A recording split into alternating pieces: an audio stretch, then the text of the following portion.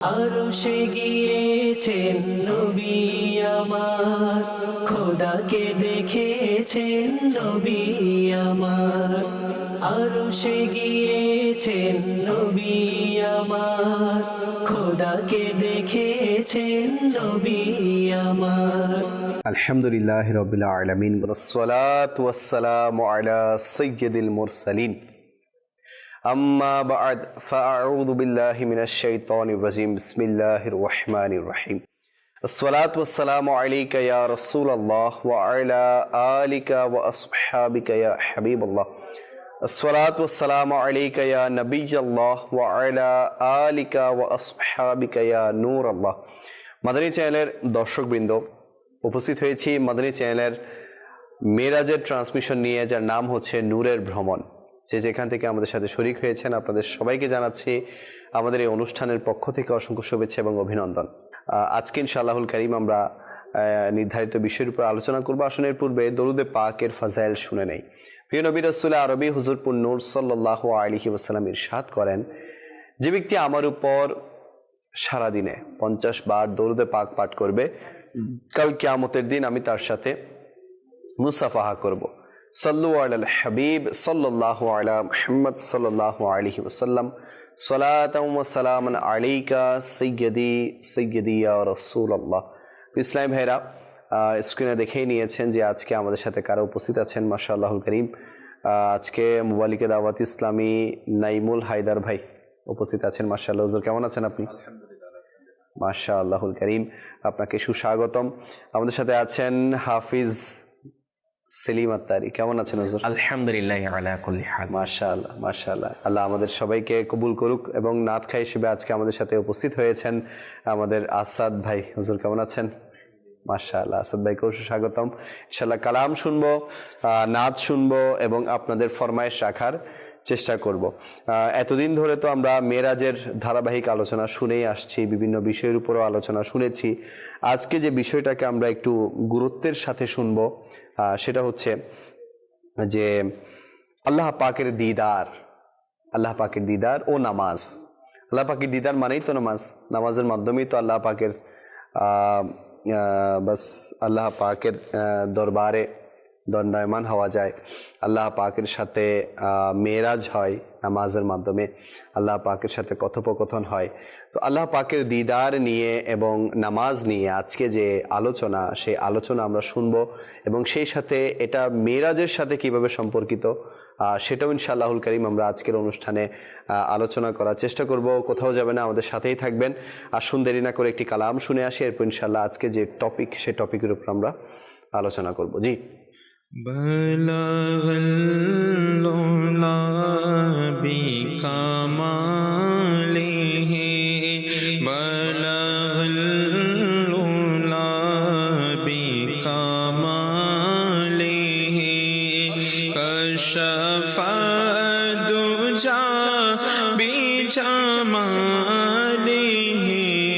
হসনত জমিউ সালিহি সাল্লু আলাইহি ওয়ালিহি সাল্লু আলাইহি ওয়ালিহি जिसे चादर पे बुला लिया, जिसे चादर पे बुला लिया, जिसे चाहा अपना बना लिया, जिसे चाहा अपना बना लिया।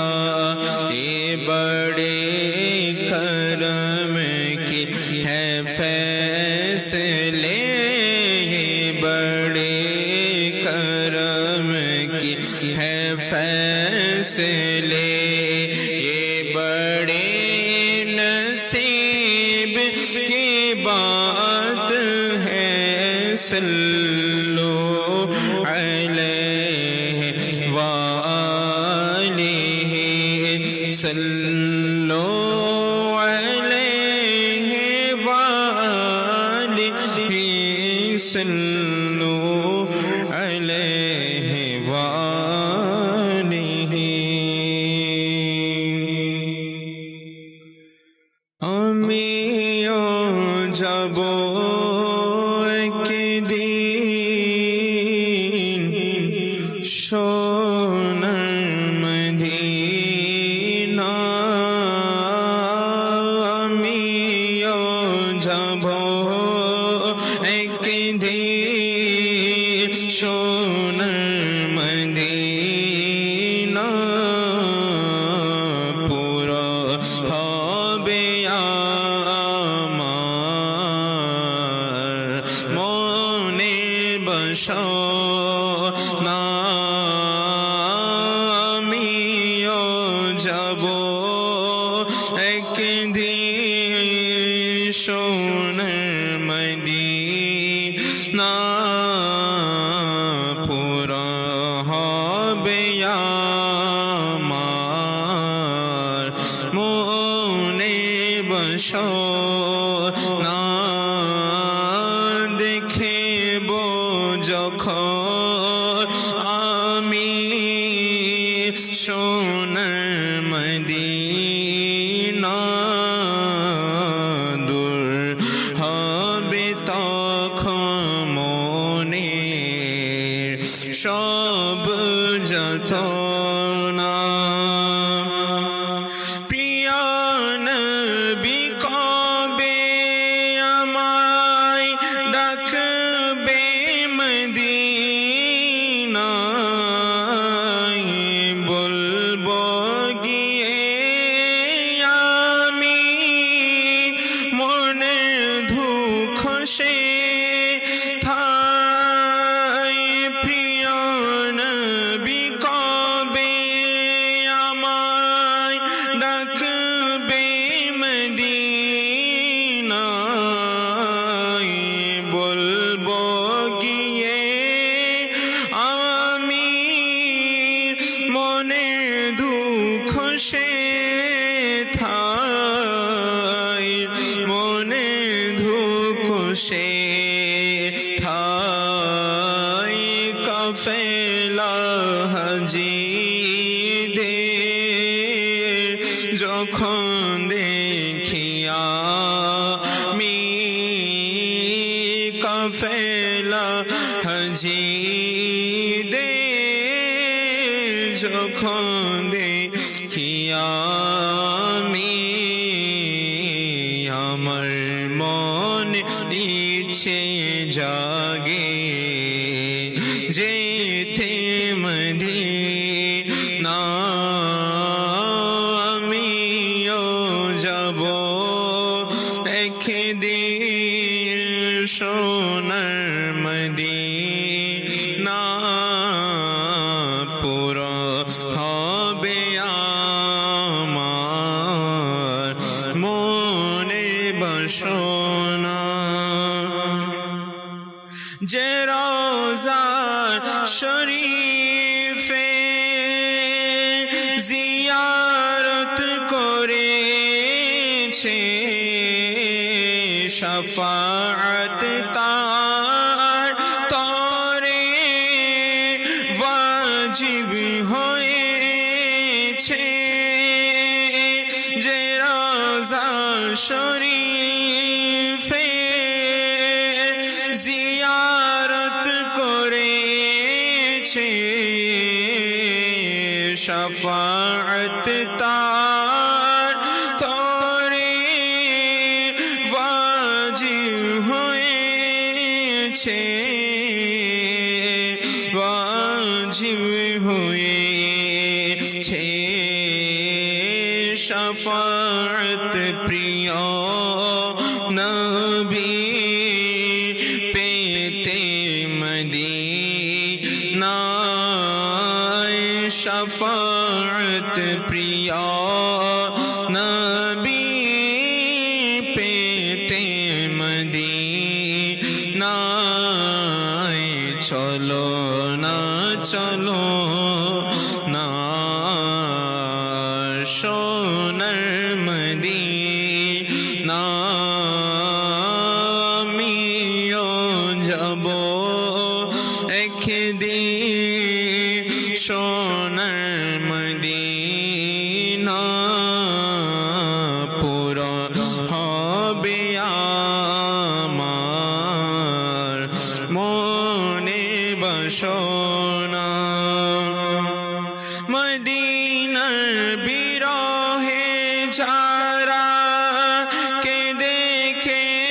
সারা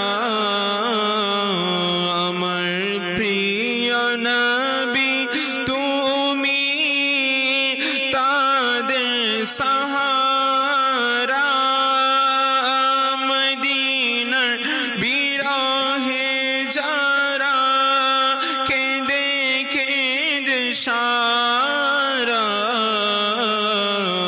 আমার প্রিয় নবী তুমি তাদের সাহারা তাদের সাহারা প্রিয় নবী তুমি তাদের দেখে মদিনায় প্রিয় নবী তুমি তাদের দেখে মদিনায়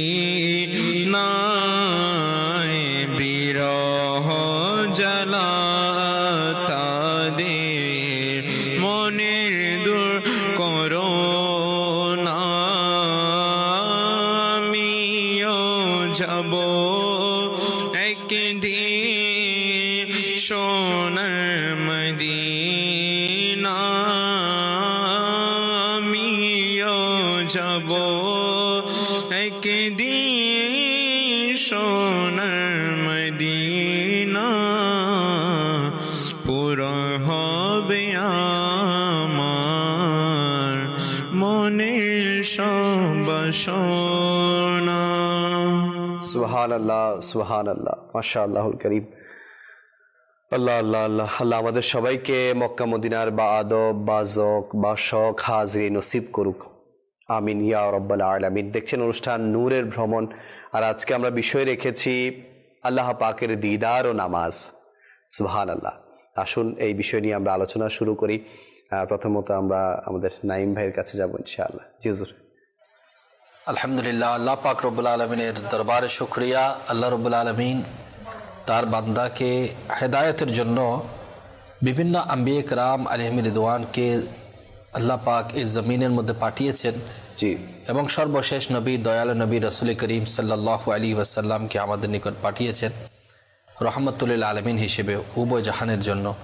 সাথে সাথে রাসূল পাক সাল্লাল্লাহু আলাইহি ওয়াসাল্লামের উম্মত যারা রয়েছে, আমরা আমাদের মুক্তির জন্য, আমাদের কামিয়াবির জন্য, আমাদের পথ প্রদর্শন ওইটাই করে দিয়েছেন যেটার মাধ্যমে আমরা কামিয়াব হতে পারবো, এবং ওই রাস্তার ব্যাপারে বলে দিয়েছেন যেদিকে আমরা যাব না, যেটার কারণে ধ্বংস রয়েছে।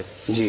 তো এই যে মেরাজুন নবী, নিঃসন্দেহে সেটা রাসূল পাক সাল্লাল্লাহু আলাইহি ওয়াসাল্লামের অসংখ্য মুজিজার মধ্যে অন্যতম মুজিজা। বিশেষ করে সেটা ঈমানদারদের জন্য হেদায়েতের একটা দিক নির্দেশনা, রহমত এবং মাগফিরাত পাওয়ার একটা উত্তম মাধ্যম।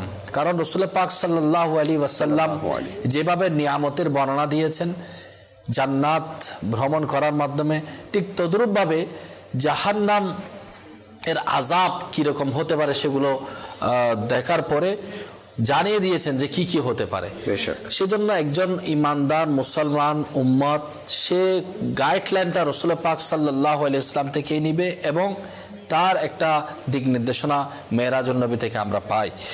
তো দিদার ইলাহি এবং নামাজ যদি আমরা চাই, রাসূল পাক সাল্লাল্লাহু আলাইহি ওয়াসাল্লাম যে মেরাজের যে ঘটনা, এই মেরাজের চলা শুরু থেকে আল্লাহ পাকের দিদার এবং ফিরে আসা পর্যন্ত এখানে অনেকবার নামাজ সংক্রান্ত ঘটনা ঘটেছে। যদিও বা আলোচনা হয়তো বিভিন্ন দিক থেকে হয়তো এসেছে, যেহেতু আজকে নামাজের ব্যাপারে বলা হচ্ছে, এই যে মেরাজের আলোচনার সাথে নামাজের একটা ওতপ্রোতভাবে সম্পর্ক জড়িত রয়েছে। তো নামাজের যেভাবে ফজিলত আছে, আবার নামাজ যদি কেউ ছেড়ে দেয় সেটার ক্ষতিও অনেক মারাত্মক রয়েছে। প্রথমে আমি নামাজ এবং মেরাজের সম্পর্ক এটা বলার পূর্বে একটা নামাজ যেরকম ফজিলত তো সবাই জানে, যদি সেটা ছেড়ে দেওয়া হয় বা অলসতা করা হয় সেদিক দিয়ে আসি। কারণ রাসূল পাক সাল্লাল্লাহু আলাইহি ওয়াসাল্লাম মিরাজে যখন গিয়েছিলেন, তো তখন তিনি যখন জাহান্নাম পরিদর্শন করছিলেন তখন কি দেখেছেন। তো কিতাবের মধ্যে আসছে রাসূল পাক সাল্লাল্লাহু আলাইহি ওয়াসাল্লাম এটাই দেখলেন যে নামাজের গুরুত্ব বর্ণনা করছে, বিশেষ করে কোরআনে পাকের মধ্যে, হাদিসে পাকের মধ্যে বিস্তারিত নামাজের ব্যাপারে এসেছে, নামাজের গুরুত্ব। তো নামাজ তো পড়তে হবে এবং নিয়মিত সময় মতো আদায় করার জন্য আল্লাহ সুবহানাহু ওয়া তাআলা নির্দেশ দিয়েছেন। যদি কোনো শরীর ওজুহাত ব্যতীত অলসতা করা হয়, কেউ নামাজের মধ্যে যদি খামখেয়ালি করে অলসতা করে, তার জন্য কঠিন আযাবের ঘোষণাও এসেছে। তো বর্ণিত রয়েছে নবী করিম সাল্লাল্লাহু তাআলা আলাইহি ওয়াসাল্লাম যখন মেরাজের রজনীতে দেখলেন যে কিছু লোক এমন রয়েছে যারা অলসতার কারণে আযাবের সম্মুখীন হয়েছে। এখন আযাবটা কি? আযাবটা হচ্ছে এরকম যে আমি কিছু লোকের নিকট গমন করি, তো দেখতে পাই তাদের মাথা পিষ্ট করা হচ্ছিল। আল্লাহু আকবার। মাথা পিষ্ট করা হচ্ছিল, প্রতিবার পিষ্ট হওয়ার পর পুনরায় আগের মতো ঠিক হয়ে যাচ্ছে। এদিকে মারা হচ্ছে, পিষ্ট করে একবারে শেষ করে দেওয়া হচ্ছে, আবার ঠিক হয়ে যাচ্ছে। হ্যাঁ, তো বলা হচ্ছে এটা কেন? আবার পূর্বের ন্যায় ঠিক হয়ে যায়। বললো এর মধ্যে অলসতা নাই, এদিকে মায়ের, এদিকে আবার ঠিক হয়ে যাচ্ছে, কমতি নেই, মানে একটু লেট করা, এটা জিনিসটা হচ্ছে না। তো নবী করিম সাল্লাল্লাহু আলাইহি ওয়াসাল্লাম জিজ্ঞাসা, হে জিবরাইল, এরা কারা? তো বললেন, ইয়া রাসূলুল্লাহ সাল্লাল্লাহু আলাইহি ওয়াসাল্লাম, এরা হচ্ছে ওই সব লোক যাদের মাথার নামাজের কারণে বোঝা হয়ে থাকতো। অনেক কাছে নামাজকে বোঝা মনে করে, ঠিক মতো যথাসময়ে নামাজটা ঠিকঠাক ভাবে আদায় করে না, তাদের ব্যাপারে। তো একটা হচ্ছে নামাজ না পড়া, আরেকটা হচ্ছে নামাজের মধ্যে অলসতা করা, আরেকটা হচ্ছে নামাজের ফজিলত। তো ফজিলত এটা ফজিলতের জায়গায়, যদি সেটাকে ছেড়ে দেওয়া হয় তার শাস্তি একরকম, যদি সেটার প্রতি অলসতা করা হয় তার হুকুম একরকম। তো অলসতার কারণে যদি মাথার মধ্যে পিষ্ট করা হয়, তাহলে যে বেনামাজে, যে নামাজ ছেড়ে দেয়, যে নামাজ কাজা করে, নামাজের প্রতি কার কোনো গুরুত্ব নেই, তার কি হবে? তো রাসূলুল্লাহ পাক সাল্লাল্লাহু আলাইহি ওয়াসাল্লাম পবিত্র মেরাজ রজনীতে যখন যাত্রা শুরু করে, 3টা স্থানের মধ্যে 3টা নামাজ হয়, এবং আম্বিয়া কেরামের এক জায়গায় তো নামাজের ইমামতি করেন, সেটা আপন জায়গায়। কিন্তু অনেক সময় এই বিষয়টা অনেকের ফুটে উঠাইতে পারে না, কিংবা অনেকের অজানাও থাকতে পারে। এটা জানে যে নবী করিম সাল্লাল্লাহু আলাইহি ওয়াসাল্লাম সমস্ত আম্বিয়া কেরামের নামাজের ইমামতি করেছেন বাইতুল মুকাদ্দাসের মধ্যে, কিন্তু এর আগে আরো কিছু জায়গার মধ্যে রাসূল পাক সাল্লাল্লাহু আলাইহি ওয়াসাল্লাম নামাজ আদায় করেছেন। এটা হয়তো অনেকে এই বিষয়ে বিস্তারিত জানে না। তো এটাই বলছি, নামাজের অলসতার কারণে শাস্তি রাসূল পাক সাল্লাল্লাহু আলাইহি ওয়াসাল্লাম মেরাজ রজনীতে, সেটা তো যেগুলো প্রত্যক্ষ রাসূল পাক সাল্লাল্লাহু আলাইহি ওয়াসাল্লাম দেখেছেন, যেগুলোর ব্যাপারে হুকুম এসেছে যে এটার ব্যাপারে এরা আরাম পাচ্ছে, এরা জান্নাতের নিয়ামত ভোগ করছে, এরা আযাব, এর মধ্যে একটা নামাজের অলসতা আযাবের ব্যাপারে আসছে। তো বলে যে সফরের মধ্যে একটি স্থান ছিল যেখানে জিবরাইল আমিন বলেন, ইয়া রাসূলুল্লাহ সাল্লাল্লাহু আলাইহি ওয়াসাল্লাম, আপনি তশরিফ আনুন এবং নামাজ। তো নবী করিম সাল্লাল্লাহু আলাইহি ওয়াসাল্লাম নামাজ আদায় করলেন। তো বলেন, জিবরাইল বললেন যে আপনি কি জানেন ইয়া রাসূলুল্লাহ সাল্লাল্লাহু আলাইহি ওয়াসাল্লাম, এটা কোন জায়গা? তখন বললেন যে এটা হচ্ছে মদিনায়ে তাইয়্যিবা, এটা তাইয়্যিবা। তখন মদিনা শরীফে হিজরত হয় নাই, তো বলেছেন এই জায়গার মধ্যে আপনার হিজরত হবে, এটা হচ্ছে মদিনায়ে তাইয়্যিবা। সেখানে নামাজ রাসূল পাক সাল্লাল্লাহু আলাইহি ওয়াসাল্লাম আদায় করেছেন।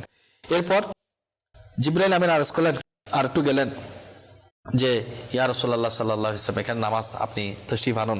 তো নামাজ আদায় করলেন। বলেন এটা কোন জায়গায়? বলেন এটা তুরে সিনা। তো এই জায়গার মধ্যে, হ্যাঁ, এটা কোন জায়গায়? বলা হচ্ছে এটা হচ্ছে আল্লাহ পাক রব্বুল আলামিন হযরত মুসা আলাইহিস সালাতু ওয়াসসালামকে যে জায়গার মধ্যে কথা বলার সৌভাগ্য দিয়েছেন। মুসা নবী আল্লাহর সাথে কথোপকথনের যে পবিত্র জায়গা, সেই জায়গার মধ্যে রাসূল পাক সাল্লাল্লাহু আলাইহি ওয়াসাল্লাম নামাজ আদায় করেছেন। সুবহানাল্লাহ। তাহলে আল্লাহ রাসূল সাল্লাল্লাহু আলাইহি ওয়াসাল্লামের যাত্রা, এগুলো বিস্তারিত আলোচনা হয়ে গিয়েছে। তো পথিমধ্যে একটা জায়গা হচ্ছে মদিনায়ে তাইয়্যিবা, আর একটা হচ্ছে তুরে সিনা। এটা আর একটু নবী করিম সাল্লাল্লাহু আলাইহি ওয়াসাল্লাম অগ্রসর হলেন এবং এক জায়গার মধ্যে তশরিফ আনলেন বা নামাজ আদায় করলেন। বললেন, ইয়া রাসূলুল্লাহ সাল্লাল্লাহু আলাইহি ওয়াসাল্লাম, এটা কোন জায়গা জানেন? তো বললেন এটা কোন জায়গা? বললেন এটা হচ্ছে বাইতে লাহমে, অর্থাৎ এখানে নামাজ পড়ে, এখানে যেখানে হযরতে ঈসা আলাইহিস সালাতু ওয়াসসালামের শুভ আগমন করেছেন। তাহলে একটা জিনিস দেখুন, একটা হচ্ছে একটা হচ্ছে মদিনায়ে তাইয়্যিবা, একটা হচ্ছে তুরে সিনা, আর একটা হচ্ছে বাইতুল লাহম। এই 3টা জায়গা। তাহলে 3টা জায়গার মধ্যে একটা হচ্ছে রাসূল পাক সাল্লাল্লাহু আলাইহি ওয়াসাল্লাম যেখানে হিজরত করবেন, এবং রাসূল পাক সাল্লাল্লাহু আলাইহি ওয়াসাল্লামের মাজার শরীফ হবে, যেখানে আশিকেরা যাওয়ার জন্য বেকুল থাকে, আমরা প্রত্যাশা করি, ওই একটা পবিত্র স্থান। তুরে সিনা, মুসা আলাইহিস সালাতু ওয়াসসালামকে আল্লাহ তাআলা যেখানে সৌভাগ্য দিয়েছেন, এই জায়গার মধ্যে কথা বলতে পারবে, নির্দিষ্ট একটা স্থান। তাহলে কত বড় মকামলা, কত বড় পবিত্র স্থান, যেখানে সাথে মুসা আলাইহিস সালাতু ওয়াসসালামের সম্পৃক্ত, যেখানে ঈসা আলাইহিস সালাতু ওয়াসসালামের শুভ আগমন। তাহলে এই সব মিলে দেখেন তিনটা পবিত্র স্থানে আল্লাহ পাকের পেয়ারা হাবিব সাল্লাল্লাহু আলাইহি ওয়াসাল্লাম নামাজ পড়েছেন এবং সর্বোপরি সফর যেতে যেতে যেতে বাইতুল মুকাদ্দাসের মধ্যে আমরা সবাই জানি যে স্থানের মধ্যে আল্লাহ পাকের পেয়ারা হাবিব রাসূল পাক সাল্লাল্লাহু আলাইহি ওয়াসাল্লাম সমস্ত আম্বিয়া কেরামের উপস্থিতিতে এখন এমন একটা নামাজ যে নামাজের মুক্তাদি হচ্ছেন সাধারণ কোনো মানুষ না, আম্বিয়া কেরাম, সমস্ত আম্বিয়া কেরাম, যত আল্লাহর পায়গাম্বার, আল্লাহর যত সম্মানিত নবী, এরা নামাজের মুক্তাদি হচ্ছেন।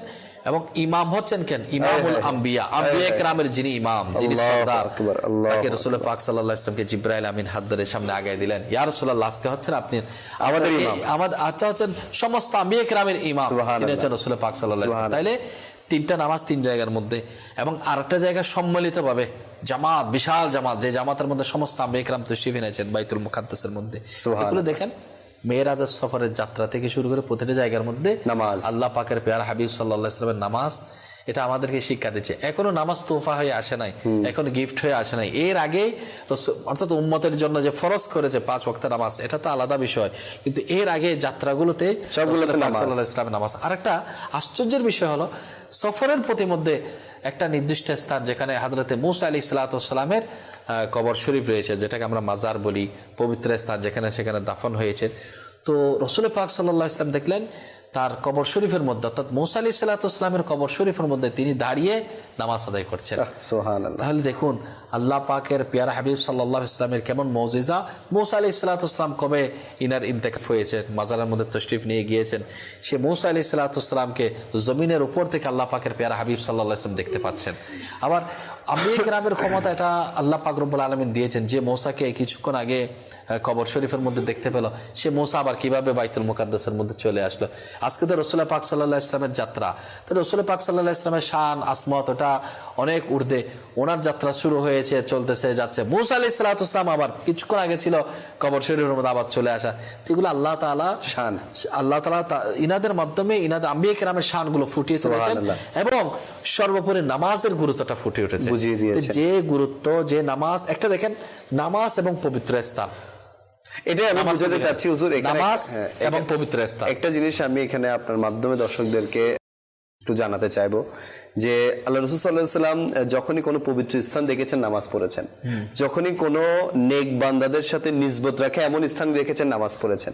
আজকে আমরাও তো মাজার শরীফে যাই, তো আমরা তো সেখানে ইবাদতই করি, তো এটা নবী পাকের তো একটি তরিকা যে আমরা ভালো জায়গায় যাব, আমরা কোনো পবিত্র জায়গায় যাব, নেক বান্দার সাথে সম্পর্ক রাখে এমন জায়গায় যাব, সেখানে নামাজ পড়বো। একটা জিনিস খেয়াল করেন, একটা জায়গা মূসা আলাইহিস সালামের সাথে সম্পর্ক যুক্ত হয়ে রাখে, আর একটা জায়গা ঈসা আলাইহিস সালামের সম্পর্ক রাখে, ওইখানে ওনার সাথে সম্পর্ক বিদায়, ওটা দামি জায়গা, ওখানে রাসূল পাক সাল্লাল্লাহু আলাইহি ওয়াসাল্লাম নামাজ আদায় করেছেন।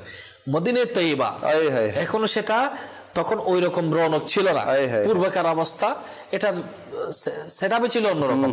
কিন্তু যে জায়গায় রাসূল পাক সাল্লাল্লাহু আলাইহি ওয়াসাল্লামের কদম লেগে যেটা মদিনায়ে তৈয়বা হয়েছে, দামি হয়েছেন, সেখানে মেরাজের যাত্রাপথে রাসূল পাক সাল্লাল্লাহু আলাইহি ওয়াসাল্লাম কি করেছেন? নামাজ আদায় করেছেন। দেখেন, অর্থাৎ ওই জায়গাটা দামি হবে, সেটা আল্লাহ তাআলার পক্ষ থেকে সেটা নির্ধারিত আছে, এবং রাসূল পাক সাল্লাল্লাহু আলাইহি ওয়াসাল্লামের মাধ্যমে সেই জায়গাটা ধন্য হয়েছে। তো মোট কথা, আল্লাহ সুবহানাহু ওয়া তাআলা নেক বান্দাগণ, আম্বিয়া কেরামের সরদার আমাদেরকে এটাই শিখিয়ে দিয়েছেন, জানিয়ে দিয়েছেন যে আল্লাহ তাআলার দিদার ওই সময়ের মধ্যে আল্লাহ তাআলার পক্ষ থেকে একটা তোহফা, এবং সফর প্রতিমধ্যের মধ্যে যেটা অবস্থান, যে বরকতময় জায়গাগুলোতে নামাজটা এত বড় নিয়ামত আল্লাহ আমাদেরকে দান করেছেন। তো আমাদের উচিত নামাজের প্রতি কখনোই অলসতা না করা, বরঞ্চ আল্লাহ তাআলার দেয়া নিয়ামত হিসেবে, গনিমত হিসেবে। কেমন গনিমত? যেটার সাথে আম্বিয়া কেরামের সম্পর্ক, যেটার মাধ্যমে আমাদের মুক্তি, যেটার মাধ্যমে আমি জান্নাতে যাব। কারণ আমরা তো আল্লাহ পাকে দিদার করতে পারছি না, আমি দিদার ইলাহি চাচ্ছি, আমি আল্লাহকে কিভাবে দিদার করব? আমি তো সাধারণ বান্দা। মূসা আলাইহিস সালাম আল্লাহকে দেখে নাই, মূসা তো আল্লাহকে দেখে নাই। মূসা আলাইহিস সালাম শুধুমাত্র কথা বলার সৌভাগ্য। রাসূল পাক সাল্লাল্লাহু আলাইহি ওয়াসাল্লাম যেখানে সেখানে, উনি যদি ঘুমন্ত অবস্থায় থাকে, উনি যদি সফরে থাকে, উনি যদি হেরা গুহায় থাকে, রাসূল পাক সাল্লাল্লাহু আলাইহি ওয়াসাল্লাম যেদিকে সেদিকে ওহী নাজিল হচ্ছে, জিবরাইল তশরিফ নিয়ে আসতেছেন। হ্যাঁ, জিব্রাইল আল্লাহ রসুল পাক সাল্লাল্লাহু আলাইহি ওয়াসাল্লামের দরবারে হাজিরি দিচ্ছে, অর্থাৎ কোনো প্লেস নির্দিষ্ট ছিল না। রসুল পাক সাল্লাল্লাহু আলাইহি ওয়াসাল্লামের দরবারে হাজিরি দিচ্ছে, দুনিয়ায় আসতেছেন, তশরিফ নিয়ে আসতেছেন, হাজিরি দিচ্ছে বারগাহে রিসালাতের মধ্যে।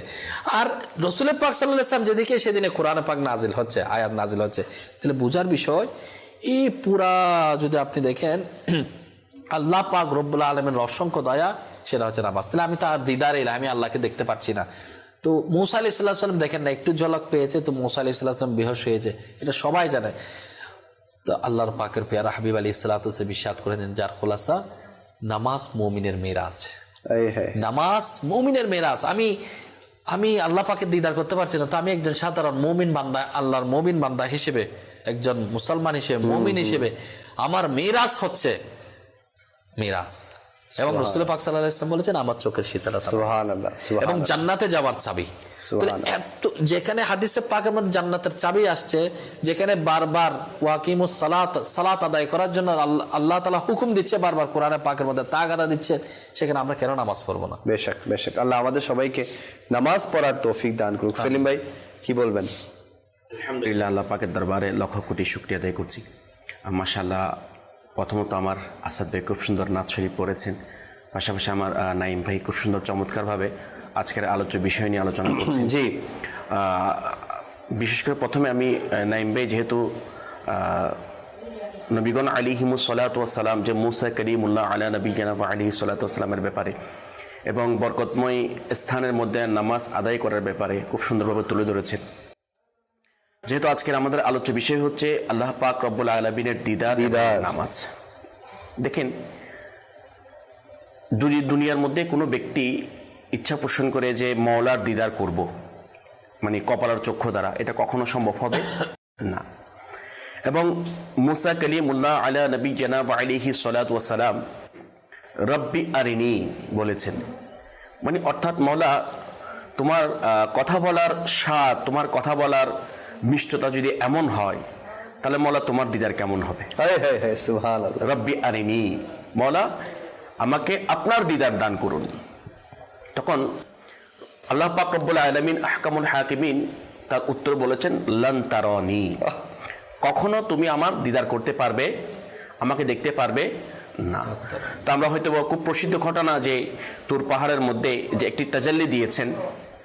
দেখেন, মুসা কালিমুল্লাহ আলা নবিয়িনা ওয়া আলাইহিস সালাতু ওয়াস সালাম বেহুশ হয়ে গিয়েছিল, আল্লাহ পাকের নূরের তাজাল্লিতে তুর পাহাড় জ্বলে গিয়েছে, ছিন্ন বিচ্ছিন্ন হয়ে গিয়েছে।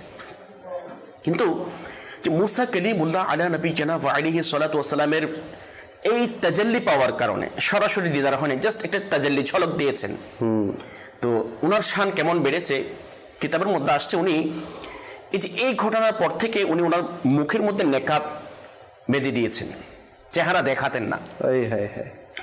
এটা কারণ বর্ণনা করতে গিয়ে উনি বলতে গেলেন যে কিতাবের মধ্যে আসছে, যখন মানুষ ওনার ওই চেহারার ঝলক দেখত, মুসা কালিমুল্লাহ আলা নবিয়িনা ওয়া আলাইহিস সালাতু ওয়াস সালামের চেহারার দিদার করত, কোনো সাধারণ মানুষ এটা সহ্য করতে পারতেন না।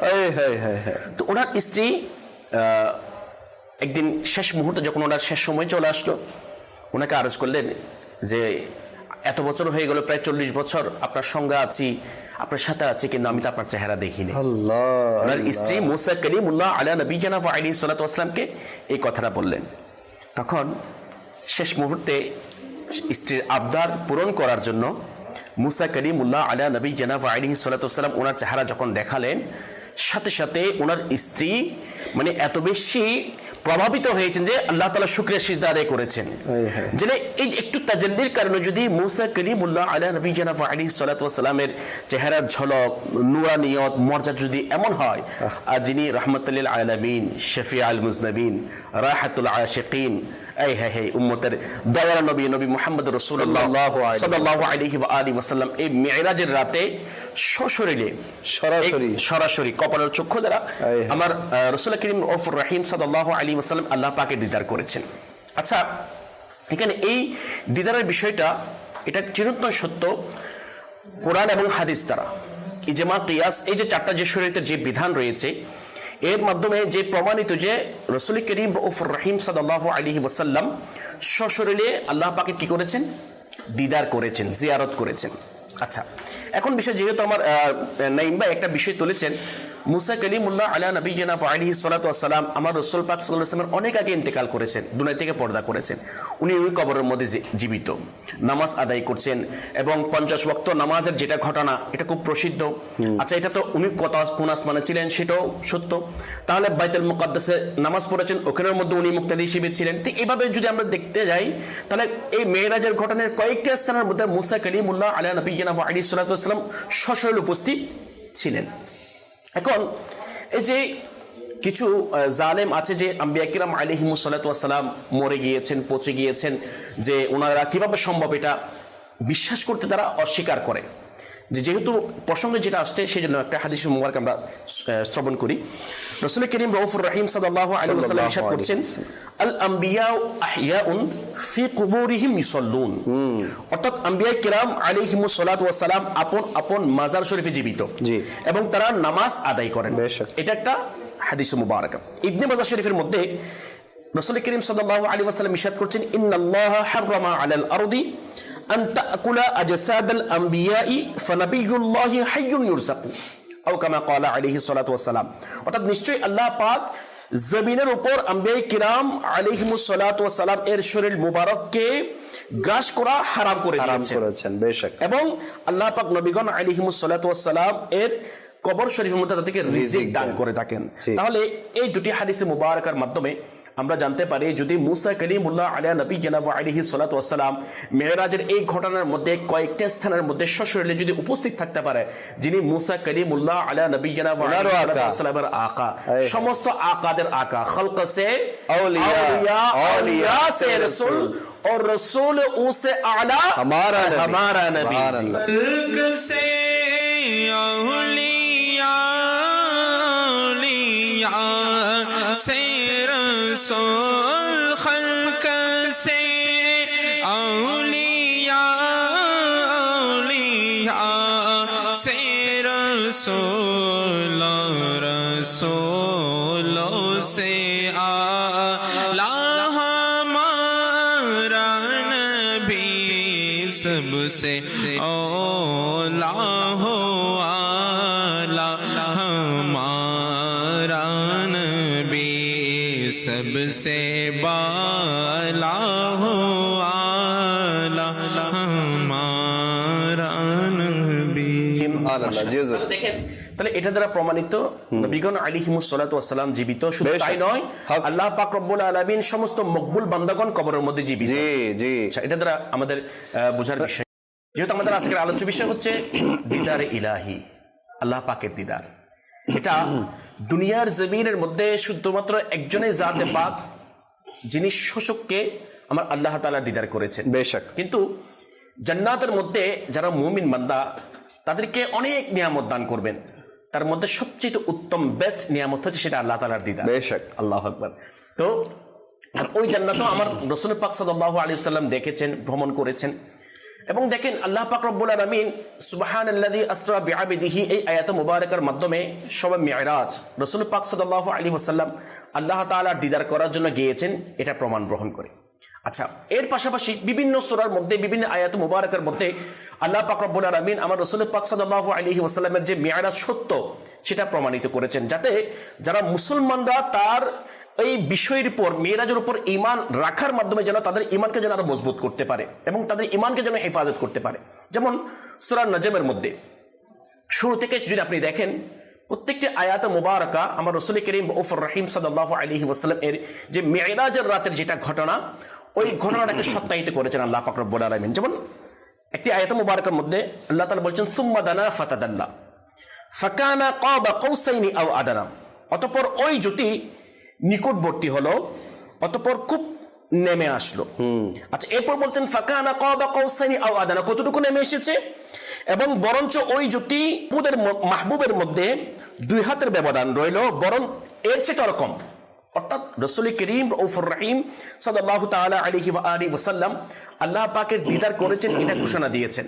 কিন্তু যখন মক্কার যারা অমুসলিম তারা অস্বীকার করতে লাগলেন, তারা যখন রাসূল করিম রাউফুর রহিম সাল্লাল্লাহু আলাইহি ওয়াসাল্লাম যে মুহূর্তের মধ্যে বাইতুল মুকাদ্দাস শরীফে যাওয়া এবং এখান থেকে সাত আসমান এবং সিদরাতুল মুনতাহা লা মাকাম যেতে যেতে আল্লাহ পাকের সর্বসামনে একদম সর্বনিকটে যেটা যাওয়ার সৌভাগ্য অর্জন করেছেন, এই মেরাজের ঘটনাকে যখন অমুসলিমরা যারা মুনাফিক তারা অস্বীকার করতে লাগলেন, তখন তাদের অস্বীকারের জবাব দেওয়ার জন্য ওই সূরা নজমের মধ্যে আল্লাহ পাক রব্বুল আলামিন ইরশাদ করেছেন মা কাযাবাল ফুআদু মা রাআ, অর্থাৎ অন্তর মিথ্যা বলেনি যা দেখেছে।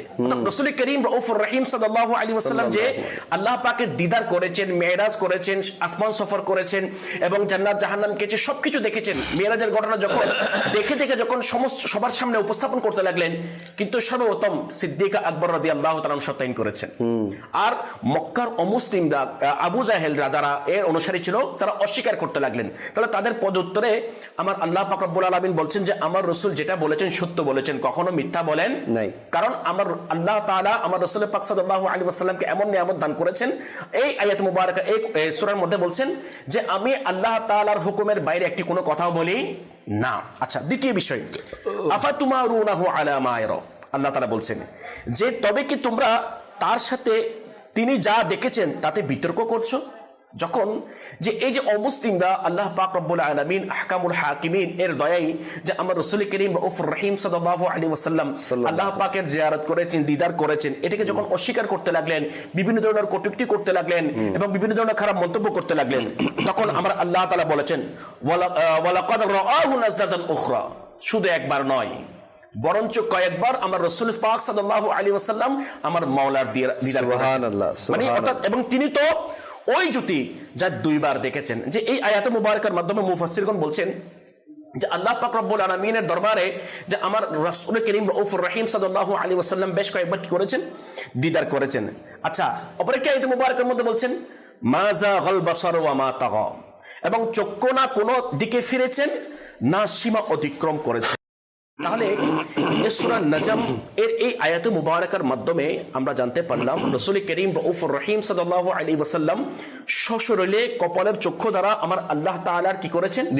দিদার করেছেন। এবং এই প্রসঙ্গে যে মুসনাদ ইমাম আহমদের মধ্যে একটি হাদিস শরীফ নকল করেছেন, আমার রাসূল পাক সাল্লাল্লাহু আলাইহি ওয়াসাল্লাম ইরশাদ করছেন রাআইতু রাব্বি তাবারাকা ওয়া তাআলা, অর্থাৎ আমি সশরীরে আমার প্রতিপালকের দিদার করেছি, আমার আল্লাহ তাআলার কি করেছি? দিদার করেছি। এবং আরেকটি রাওয়ায়াতের মধ্যে এভাবে আসছে আল্লাহ তাআলা বলছেন ইন্নাল্লাহা আ'তা মূসাল কালামা ওয়া আ'তানি রু'য়াতা, অর্থাৎ নিশ্চয়ই আল্লাহ পাক মূসা আলাইহিস সালাতু ওয়াস সালামকে তার সাথে কথা বলার সম্মান দান করেছেন আর আমাকে দিদারের নিয়ামত দ্বারা ধন্য করেছেন। সুবহানাল্লাহ। আচ্ছা, আব্দুল্লাহ ইবনে মাসউদ রাদিয়াল্লাহু তাআলা আনহু থেকে বর্ণিত, উনি বলেন ক্বালা রাসূলুল্লাহ সাল্লাল্লাহু আলাইহি ওয়াসাল্লাম ক্বালা লি রব্বি নাহালতু ইব্রাহিমা খুল্লাতি ওয়া কাল্লামতু মূসা তাকলিমান ওয়া আ'তাইতুকা ইয়া মুহাম্মাদু কিফাহান আও কামা ক্বালা আলাইহিস সালাতু ওয়াস সালাম, বলছেন যে আমার রব আমাকে বলেছেন আমি ইব্রাহিমকে আমার খলিল বানিয়েছি, মূসা আলাইহিস সালাতু ওয়াস সালাম এর সাথে কথা বলার সম্মান দান করেছি, আর হে প্রিয় হাবিব সাল্লাল্লাহু আলাইহি ওয়াসাল্লাম আপনাকে পর্দা ছাড়াই আমার দিদার দ্বারা সম্মান করেছি। তাহলে যেখানে রাসূল করিম রাউফুর রহিম সাল্লাল্লাহু তাআলা আলাইহি ওয়াসাল্লাম যে এই সত্যায়ন করছেন, নিজে মুখে বলছেন, আর এটা সত্য আমার রাসূল করিম রাউফুর রহিম সাল্লাল্লাহু আলাইহি ওয়াসাল্লাম যা বলেন কখনো মিথ্যা বলেন না, কারণ আল্লাহ তাআলার পক্ষ থেকেই সবকিছু বলে থাকেন। তাহলে মূসা কালিমুল্লাহ আলা নবিয়্যিনা ওয়া আলাইহিস সালাতু ওয়াস সালামের ঘটনা আমরা শ্রবণ করেছি যে উনি যারা পরিমাণ তাজাল্লি পাওয়ার কারণে তাও ভালো করে দেখতে পারে নাই। তাহলে ওনার মর্যাদা যদি এমন হয়, ওনার চেহারার মুখ যদি এমন হয়, আর আমার রহমতুল্লিল আলামিন নবী তো আমার ওই মেরাজের রাতে শবে মেরাজের রাতে রজব মাসের 27 তারিখ যে সশরীরে সামনাসামনি কুরবত হাসিল করেছেন, আর ওই রহমতুল্লিল আলামিনের শান কেমন হতে পারে? সুবহানাল্লাহ, সুবহানাল্লাহ। আল্লাহ আমাদেরকে আমার নবীর শান বুঝার তৌফিক দান করুন। ইনশাআল্লাহ নামাজ তোহফা নিয়ে এসেছে, তো এই নামাজ না পড়ার কি কি ক্ষতি আছে সেটাও সম্পর্কে আমরা জানবো। এবং এতক্ষণ যা আলোচনা হয়েছে আপনারা তো শুনে আসতেছেনই যে নবী পাক সাল্লাল্লাহু আলাইহি ওয়াসাল্লামকে আল্লাহ পাক দিদার দিয়ে ধন্য করেছেন। তো মুমিনদের জন্য মিরাজ কি, সেটা আমার নাইম ভাই বলেছেন যে নামাজ। তো সেই নামাজেরও কদর কিভাবে করা উচিত এবং নামাজ না পড়লে কি কি যে শাস্তি আমাদের জন্য রেডি আছে সেটা ইনশাল্লাহ আমরা কিছুক্ষণ পরেই শুনবো। আসুন কিছু দর্শক কল করেছেন, সেই কলগুলো অনুষ্ঠানে শামিল করি। জি, আমার নাম হলো জবাইদুল ইসলাম মাদার চ্যানেল। ওই যে মাদার চ্যানেল বক্তব্য দিচ্ছে তো শুনতেছি। আচ্ছা, মাশাআল্লাহ, আল্লাহ পাক কবুল করুক। জি, পরবর্তী কল। আমার নাম সাইমুল হাসান স্বামী। আমি একটি গজল শুনতে চাই। হাসবি রব্বি জাল্লাল্লাহ। আমাদের সাথেই থাকবেন, আমরা চেষ্টা করব আপনাকে শোনানোর জন্য। পরবর্তী কল।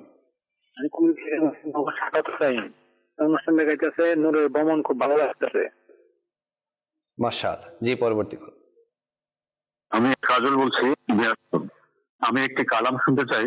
মদিনায় যাওয়ার অনুমতি দাও না ইয়া রাসূলুল্লাহ। মাশাআল্লাহ ভাই, আমাদের সাথেই থাকবেন, আমরা চেষ্টা করব শোনানোর জন্য। জি, পরবর্তী কল। ভাই আমি নাম মুছতে বলছি মোহাম্মদ রাজা মিয়া। আমি একটা নাচ শুনতে চাই, পলিটিক্যাল রাজা মোহাম্মদ সালাম খাদি। ইনশাআল্লাহ আমাদের সাথেই থাকবেন ভাইজান, আমরা আপনাকে শোনানোর জন্য চেষ্টা করব। সোশ্যাল মিডিয়াতে অনেকেই আছেন, কমেন্ট করেছেন। তোফাইল ভাই আছেন আমাদের সাথে, এরপর আছেন শাহিদ ভাই, এরপর শাহ আলম ভাই আছেন, আবু সুফিয়ান ভাই আছেন, এরপর আমির হোসেন ভাই আছেন, শুভেচ্ছা জানিয়েছেন। আল্লাহ আপনাদেরকে বরকত দান করুন। গিজুর কালাম শুনবো এরপর ইনশাআল্লাহ, আবার আমরা আলোচনার দিকে আসবো। ছাড়ো চিন্তা পৃথিবী, ছাড়ো চিন্তা পৃথিবী, মদিনায় চলো সবে। ছাড়ো চিন্তা পৃথিবী, মদিনায় চলো সবে। মনের আশা পূরণ হবে, মনের আশা পূরণ হবে। প্রিয় নবী দারে গেলে ছাড়ো চিন্তা পৃথিবী, ছাড়ো চিন্তা পৃথিবী, মদিনায় চলো সবে। মনের আশা পূরণ হবে, প্রিয় নবী দারে গেলে মনের আশা পূরণ হবে। রহমতের ওই মেঘমালা শিও ছায়া দিতে থাকে। প্রিয় নবী দিওয়ানা ঘর থেকে বের হলে, প্রিয় নবী দিওয়ানা ঘর থেকে বের হলে। ছাড়ো চিন্তা পৃথিবী, মা আমিনার দুলালে সব নবীদের সরদারে। মিলাদ মোরা পালন করি, দুশ্মনেরা যায় যে জ্বলে। মিলাদ মোরা পালন করি, দুশ্মনেরা যায় যে জ্বলে। ছাড়ো চিন্তা পৃথিবী, মদিনায় চলো সবে। মনের আশা পূরণ হবে, প্রিয় নবী দারে গেলে। ছাড়ো চিন্তা পৃথিবী, সারা বিশ্বে একটি জায়গা,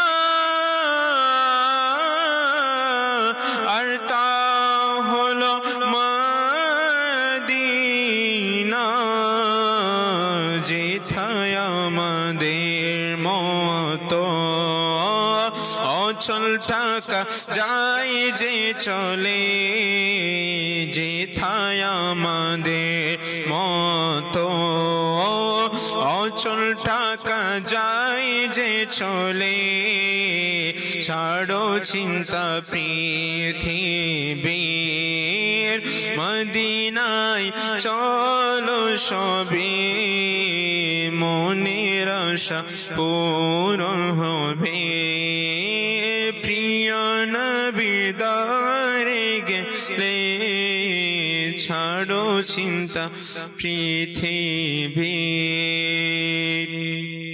প্রিয় নবীর দক্ষিণা আমরা প্রতিদিনই পাই, প্রিয় নবীর দক্ষিণায় প্রতিটি দিন যায় যে চলে, প্রিয় নবীর দক্ষিণায় প্রতিটি দিন যায় যে চলে। ছাড়ো চিন্তা পৃথিবীর, অন্য কারো দরবারে যাই নাই কখনো তারা, পূরণ হয়ে যাদের আশা, পূরণ হয়ে যাদের আশা।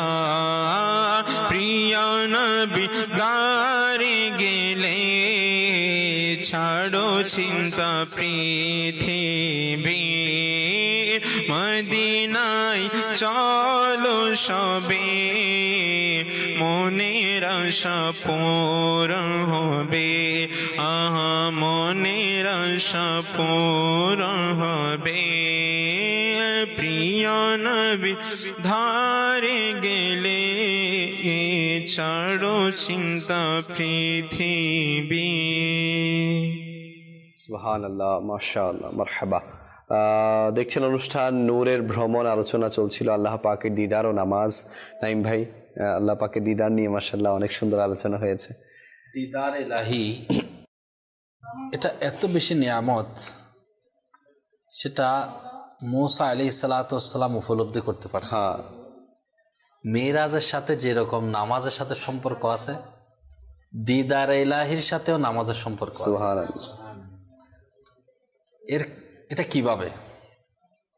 আল্লাহ পাকের পিয়ারা নবী সাল্লাল্লাহু আলাইহি ওয়াসাল্লাম কে আল্লাহ তাআলা মেরাজে উপহার দিয়েছেন যে দিন এবং রাতে মিলে 50 ওয়াক্ত নামাজ গিফট করেছে, যেটা আপনার উম্মতের জন্য ফরজ। এটা কি করবে? সবাই পালন করবে। অনেক বড় নিয়ামত। এখন একজন মানুষের নামাজের মধ্যে মন লাগানোর জন্য দুইটা জিনিস দরকার। একটা হচ্ছে সে নামাজের নিয়ামতের কি বরকত, নামাজ এর গুরুত্ব, নামাজ যে ফজিলতওয়ালা, নামাজ আদায় করলে তার জন্য আল্লাহ তাআলা কি নিয়ামত রেখেছেন, সেটার কানেকশনটা কোথায়, সেটা যখন বুঝতে পারবে, সাথে সাথে নামাজ না পড়লে, ছেড়ে দিলে তার ক্ষতি কোথায়, লোকসান কোথায়, এই দুটা যখন মানুষের সামনে আসবে তখন তার মধ্যে ইচ্ছা জাগবে আমি কেন নামাজ ছেড়ে দিব। ছেড়ে দিলে তো লোকসান, আযাব। আবার যদি সেটা পড়ার মতো পড়তে পারে, সেটা যদি আদায় করার মতো আদায় করতে পারে, তো সেটার সাথে রবের সাথে কানেকশন। সুবহানাল্লাহ। এবং আল্লাহ তাআলা নিয়ামত রেখেছে, সেটা তো আলাদা বিষয়। তো আল্লাহ তাআলা 50 ওয়াক্ত নামাজ উপহার হিসেবে দান করেছেন। তো ফিরে আসার সময় মেরাজ থেকে নবী করিম সাল্লাল্লাহু আলাইহি ওয়াসাল্লাম মূসা আলাইহিস সালাতু ওয়াস সালামের নিকট পৌঁছালেন। জি। মূসা আলাইহিস সালাতু ওয়াস সালাম আরজ করলেন, আল্লাহ তাআলা আপনার উম্মতের জন্য কি ফরজ করেছেন, গিফট কি দিয়েছেন? ইরশাদ করলেন 50 ওয়াক্ত নামাজ। তো মূসা আলাইহিস সালাতু ওয়াস সালাম আরজ করলেন, আপনি আপনার রবের কাছে আবার ফিরে যান, গিয়ে একটু সহজ করে দিতে বলেন, কারণ আপনার উম্মত এটা করতে পারবে না। এটা কিসের বলে বলতেছে উনি? কারণ বলছে আমি বনি ইসরাইলকে পরীক্ষা করে দেখেছি, তাদের আমি অভিজ্ঞতা নিয়েছি। মূসা আলাইহিস সালাতু ওয়াস সালাম আমাদের জন্য মহব্বত করতেছে। এখানে অনেক কিছু বিষয় আছে, খুব লজিক আছে। মূসা আলাইহিস সালাতু ওয়াস সালাম আমরা করতে পারবো না। দেখেন আমরা 5 ওয়াক্ত পাইছি, এটা অনেকে পড়ে না, অনেকে গুরুত্ব দেয় না, যারা পড়তেছে নিয়ামত। তো মুসা আলাইহিস সালাম সে কবে কোন জায়গার মধ্যে অবস্থান করতেছে? মাজার শরীফের মধ্যে। আল্লাহ রসুল সাল্লাল্লাহু আলাইহি ওয়াসাল্লামের দিদারে মুস্তাফা। আর এদিকে বলতে আপনার উম্মতের জন্য এটা কঠিন হয়ে যাবে, কষ্ট হয়ে যাবে। আমাদের জন্য মায়া স্বয়ং মুসা আলাইহিস সালাম করতেছেন, কারণ উম্মতের ফজিলত উনি জানছেন, উনি তাওরাত শরীফে পড়েছেন, দেখেছেন, এগুলো বুঝার সক্ষমতা ওনার আছে, আল্লাহ ওনাকে দিয়েছেন। যান, তো গেলেন, আমার আল্লাহ আমার জন্য, আমার উম্মতের জন্য একটু সহজ করে দিন। তা আল্লাহ তাআলা 5 ওয়াক্ত নামাজ কমিয়ে দিলেন। কমাই দেওয়ার পরে আবার ফিরে আসলেন মুসা আলাইহিস সালামের কাছে, বললেন আপনি আবার যান, আপনার প্রতিপালককে বলেন আমার উম্মতের জন্য আরেকটু কি করেন, সহজ করে দেন। বারবার আসা যাওয়া, এভাবে অনেকবার যাওয়া হলো। প্রতিবার যাওয়াতে 5 ওয়াক্ত কমতে কমতে কমতে কমতে সেটা কত ওয়াক্তে ঠেকে গেল? লাস্ট কত? 5 ওয়াক্ত, অর্থাৎ 45 ওয়াক্ত। 10 ভাগের 9 ভাগ আমাদের জন্য সহজ করে দিছে, আল্লাহ তাআলা কমিয়ে দিয়েছেন। 5 ওয়াক্তটাই এখন মুসা আলাইহিস সালামকে যখন আবার বলা হলো, আল্লাহ রাসূল সাল্লাল্লাহু আলাইহি ওয়াসাল্লাম বলতেছেন আমার রবের কাছে যাইতে এখন কি হচ্ছে? লজ্জাবোধ হচ্ছে। কারণ আমার উম্মতের জন্য কমাতে কমাতে 10 ভাগ থেকে 50 ওয়াক্ত থেকে 45 ওয়াক্ত সহজ করে দিয়েছেন, আরেক ভাগ। এখানে একটা লজিক হচ্ছে, যখন আল্লাহর বান্দা কোনো গুনাহ করার ইচ্ছা পোষণ করবে, তো আল্লাহ তাআলা গুনাহ দিবেন না। যখন গুনাহ সংগঠিত হয়ে যাবে তখন তার গুনাহ একটা লেখা হবে, তার আমলনামায় একটা গুনাহ লেখা হবে। আচ্ছা, আল্লাহ পাকের বান্দা তো রাসূল পাক সাল্লাল্লাহু আলাইহি ওয়াসাল্লামের উম্মত যখন ইচ্ছা করবে, একটা নেকির ইচ্ছা করবে, এখনো নেকি করে নাই, তো তার আমলনামায় একটা নেকি লেখা হবে। যদি নেকি সংগঠিত হয়, নেকিটা করার সৌভাগ্য অর্জন করে, তো আল্লাহ তাআলা ওই একটা নেকির বদলায় তাকে 10 গুণ বাড়িয়ে দিবে। সুবহানাল্লাহ, সুবহানাল্লাহ। নেকির ইচ্ছা করেছে, নেকি এখনো করে নাই, তারপর একটা নেকি লেখা হয়েছে। যদি নেকিটা সংগঠিত হয়, সেটা যদি নেকি অর্জন করার কাজটা, নেকির কাজটা করার সৌভাগ্য অর্জন করে, তো আল্লাহ তাআলা 10 গুণ বাড়িয়ে দেয়। এবার যদি গুনাহের ইচ্ছা করলো, তো গুনাহ লেখা হচ্ছে না। গুনাহ যখন সংগঠিত হবে, তো 10টা গুনাহ না, কয়টা? একটি গুনাহ, একটা। তো মূল কথা হচ্ছে আল্লাহ পাক রব্বুল আলামিন রাসূল পাক সাল্লাল্লাহু আলাইহি ওয়াসাল্লামের উপর মেহেরবানি, অর্থাৎ রাসূল পাক সাল্লাল্লাহু আলাইহি ওয়াসাল্লামের মাধ্যমে আমাদেরকে মেহেরবানি করেছেন। যদি আল্লাহর কোনো বান্দা রাসূল পাক সাল্লাল্লাহু আলাইহি ওয়াসাল্লামের উম্মত সঠিকভাবে দিনে এবং রাতে 5 ওয়াক্ত নামাজ আদায় করে, সালাত কায়েম করে, তো আল্লাহ সুবহানাহু ওয়া তাআলা তাকে 50 ওয়াক্ত নামাজের সওয়াব দান করেন। সুবহানাল্লাহ, সুবহানাল্লাহ।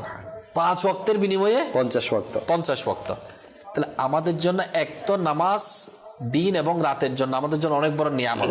জি, তো ওই নিয়ামতটা পাচ্ছি 50 ওয়াক্ত, ওইখান থেকে আমাদেরকে সহজ করে স্যাক্রিফাইস দিতে দিতে দিতে, অর্থাৎ আমাদের জন্য সহজ করতে করতে কত করে দিছে? 5 ওয়াক্ত চলে আসলো, জি, 9 ভাগ চলে গেল। এবার হিকমত কি? মুসা আলাইহিস সালাম এর কাছে আসা যাওয়া, এটার রহস্যটা কি? এখন ওই যে দিদার ইলাহি, এখন মুসা আলাইহিস সালাম এক তো রাসূল পাক সাল্লাল্লাহু আলাইহি ওয়াসাল্লামের উম্মতের মহব্বত করতেছে, আর দ্বিতীয়ত যদি ছেড়ে দেয় আল্লাহ পাকের দিদারের জন্য যাওয়া এবং আসা, এটা যদি এখানে যদি ক্লোজ হয়ে যেত, তাহলে ওইখান থেকে রাসূল পাক সাল্লাল্লাহু আলাইহি ওয়াসাল্লাম তো চলে আসতেন। তো বারবার রাসূল পাক সাল্লাল্লাহু আলাইহি ওয়াসাল্লামের দিদারটা কয়বার হয়েছে মুসা আলাইহিস সালামের? প্রায় 9 বার। এই যাচ্ছে আসতেছে। এই দিদারে মুস্তাফার স্বাদটা কত বেশি, এবং সাথে সাথে আরেকটা স্বাদ আছে, সেখানে দিদারে ইলাহি। বলে কি রকম? যে আল্লাহ পাকের সাথে দিদার করার পর মুসা আলাইহিস সালাম দিদার করার মানে একটু ঝলক পাইছে, জলকিয়া পাওয়ার কারণে, তাজাল্লি পাওয়ার কারণে উনি মেকআপ, এটা কি নেকাব দিছে, যাতে ওনার চেহারা সবাই বরদাস্ত করতে পারছেন, এমন নুরানি আল্লাহ পাকের তাজাল্লি, এটা দর্শন করার কারণে উনি বেহুশ হয়ে গিয়েছেন। তো যে রবের দিদার সরকার দু আলম হুজুর পাক সাল্লাল্লাহু আলাইহি ওয়াসাল্লাম করতেছেন, বারবার করে আসতেছেন, তো আল্লাহ তাআলার দিদারের স্বাদটা কেমন, মজাটা কেমন, সেটা এটা নিয়ামতটা একটু প্রদর্শন করার জন্য রাসূল পাক সাল্লাল্লাহু আলাইহি ওয়াসাল্লাম দিদার করতেছে। রাসূল পাক সাল্লাল্লাহু আলাইহি ওয়াসাল্লামের চেহারায় আনোয়ার দিদার করতেছে কে? মুসা আলাইহিস সালাম। তো দিদার ইলাহি বা জারিয়া দিদারে মুস্তাফা, দিদারে মুস্তাফা। এখানে নামাজ একটা হচ্ছে নামাজ, আরটা কি? দিদার ইলাহি। তাইলে এই যে নামাজের হিকমত, এখানে যে আল্লাহ তাআলা এত বেশি নিয়ামত রেখেছেন, তো বললাম তো, একটা নামাজের শাস্তি সেটা আপন জায়গায়, নামাজ পড়লে নিয়ামত সেটা আপন জায়গায়, কিন্তু এটার সাথে কানেকশনটা হচ্ছে রবের সাথে। সুবহানাল্লাহ। যদি কেউ রবের সাথে কানেকশন করতে চায়, তার উচিত হচ্ছে খুশু খুজু, বিনয়ী সহকারে ইখলাসের সাথে নামাজ আদায় করে। এই জন্যই তো ইয়া ভাই, প্রত্যেকটা বিষয়ে নামাজকে প্রায়োরিটি দিতে বলা হয়েছে। ফরজ তো ফরজ, ফরজের পাশাপাশিও আল্লাহওয়ালারা নফলকে কেন ইখতিয়ার করেছেন? ওনারা জানেন যে যত বেশি নফল পড়বো তত বেশি রবের কাছে যাব, কারণ তত বেশি রবের আল্লাহ নৈকট্য অর্জন তাআলা করব। যে নামাজটা ফরজ করেছেন, 5 ওয়াক্ত নামাজ উম্মত আল্লাহ রাসূল সাল্লাল্লাহু আলাইহি ওয়াসাল্লাম উম্মতের জন্য ফরজ করেছেন। এই 5 ওয়াক্ত নামাজটা হচ্ছে কম্পালসারি, এটা অবশ্যই কম্পালসারি পড়তেই হবে, এটা বাদ দেওয়া যাবে না, এটা অপশনাল না, এটা অত্যাবশ্যক, পড়তে হবে, ফরজ। ছেড়ে দিলে গুনাহগার, হারাম, ছাড়া যাবে না। এর সাথে সাথে ওলি আল্লাহ বুজুর্গগণ আল্লাহর সাথে কানেকশন হওয়ার জন্য, রবের খুশির জন্য বেশক তারা নির্দিষ্ট নামাজ 5 ওয়াক্ত এটা তো পড়বেই, সাথে সাথে তারা নামাজ আদায় করে। জি। তো দেখুন, নামাজে যদি আপনি দেখেন, তাহাজ্জুদের নামাজ দিয়ে ওলি আল্লাহদের শুরু হয়, তাহাজ্জুদের নামাজ। এরা হালকা একটু তন্দ্রা যদি চলে আসে, হালকা অল্প আরাম হয়ে গেলে তারা দাঁড়িয়ে যায় সালাত, মানে কুশের তাহাজ্জুদের, ফজরের সালাত আদায় করতেছে। আচ্ছা, ফজর সালাত, এরা দেখেন তাহিয়াতুল ওযু, তাহিয়াতুল মসজিদ, তারা ওযু করে, তাজা ওযু করার পরে তারপর নামাজ, মসজিদে প্রবেশ করছে, মসজিদের নামাজ, তাহিয়াতুল দখলুল মসজিদের নামাজ।